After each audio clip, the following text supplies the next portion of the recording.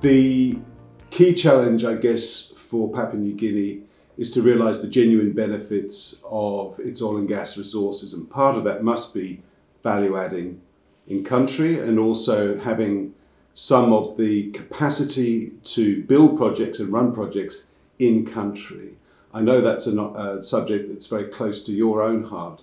Perhaps you could talk a little bit about your plans for the facility out at Caution Bay that you're planning, the SEZ, and what Kumul Petroleum is hoping to achieve with that project. Yeah, so thanks for having me, Andrew. So Kumul Petroleum has been a part of the PNG LNG project before. We have seen how the $19 billion construction activity impacted Papua New Guinea. Most of the construction was done by imported labor, imported materials, basically everything imported into the country. And at the end of the construction,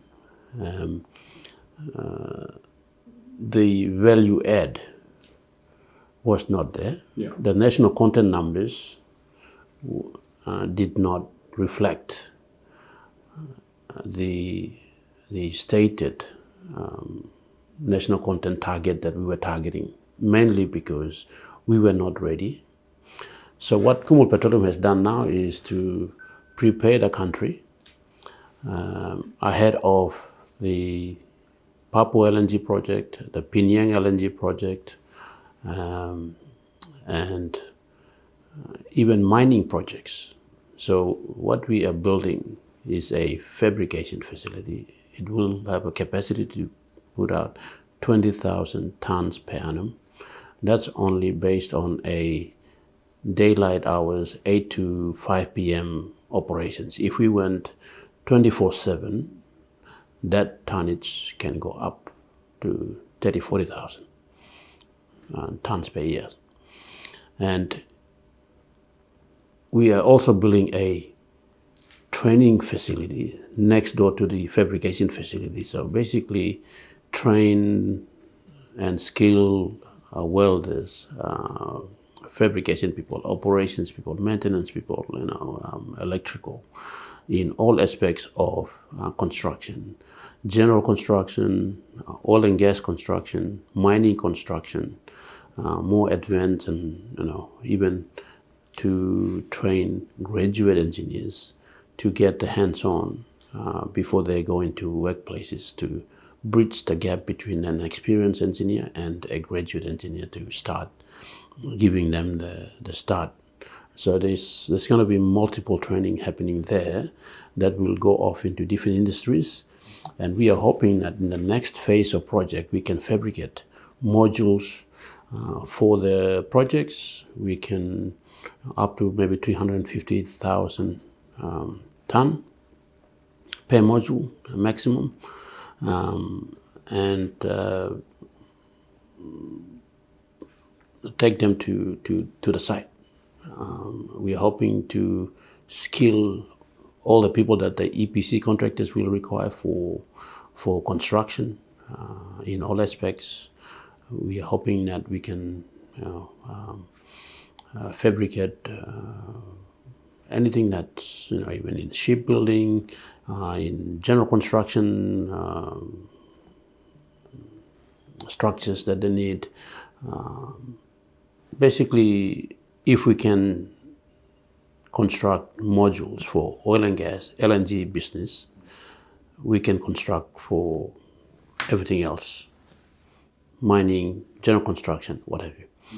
So that's basically what we are doing. What it does is basically take up a significant portion of that skilled labor that we imported to be Papua New Guineans. All those fabricated modules that we imported is now going to be just import of raw materials into Papua New Guinea, and we will fabricate everything required by EPC contractors to build the facilities for the Papua LNG project, Piniang LNG project, and Wafi Golpu, other mining projects in the future. The area between Port Moresby and Caution Bay has been a development corridor, has it not, for the last 10 years? What is your hope for developing scale and capacity in that area to attract other value adders into PNG? Yeah, so the government has recognized what we are building, and we started to fit into the key metrics that they looked at for special economic zone. So just as recent as last week, we were given the approval for a special economic zone to convert our training and fabrication facility into a larger energy park, which will basically train people and fabricate materials, bring in service providers into the industry, petroleum, hydrocarbon, energy, petrochemical, mining, whoever.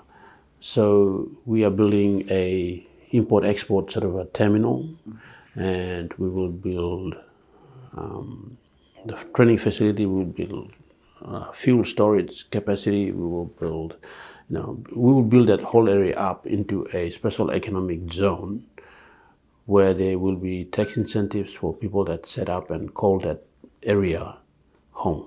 Right. So we want to attract service providers into the industry. Unlike, I guess, the last time we had a LNG boom, there was one project, and once it was finished, it was finished.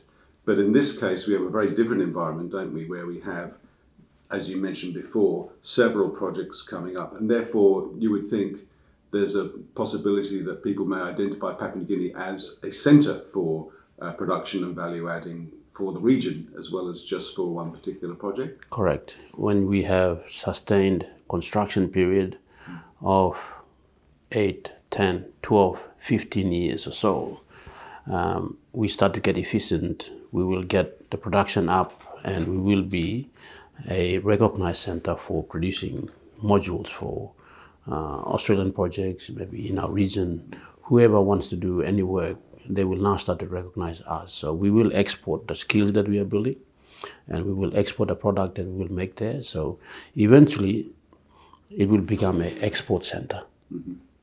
That's why I want to build the import-export facility at WAF. That's basically the long-term view, is that at the back of this continuous construction that is lined up, we will take advantage of that and get the efficiency we want and the production levels we want and the skilling that we want, and then start to attract project proponents from outside to start to fabricate their modules in Port Moresby, and we export that out for the clients. Noted. What are the opportunities, do you think, other than fabrication and labour? What other opportunities are there for value adding that you'd like to see attracted to the park? Well, as the conversations around ESG grows, we could be doing windmill fabrication over there. We could be doing solar farm fabrication over there. We could be fabricating for hydro projects over there, and even have ammonia production for blue energy and green energy. So there is a lot that can happen, but we need a start. With that start, anything is possible. The development of economic zones is a government policy, and one that the government's very keen to see develop. What kind of incentives do you expect there to be with this economic zone as far as to attract investors into that zone? Yeah, so it's at the early stages yet. The Minister for International Trade and Investments, Minister Maru, is going to do a tour to Dubai with me to understand how the free zones in Dubai work, what works, what does not work, and we will develop our incentive package based on that and lessons from other special economic zones, especially in Philippines and Malaysia and other places. So we will study all of that and come up with a model that attracts investment into that special economic zone. Let's fast forward 8 years' time. Hopefully we're at the end of the construction period for Punyang, which would be an extraordinary achievement if it occurs. What would you like to see out of that site, and what would you hope to see? Yeah, so what I hope to see at that site is a fabrication for Kumul Petroleum's 6th train, done by Papuans trained at our facility, our academy, them producing modules that will go on to a project that is operated and run by Kumul Petroleum. That will be the end of the 8 years run. That's the vision. That's the vision.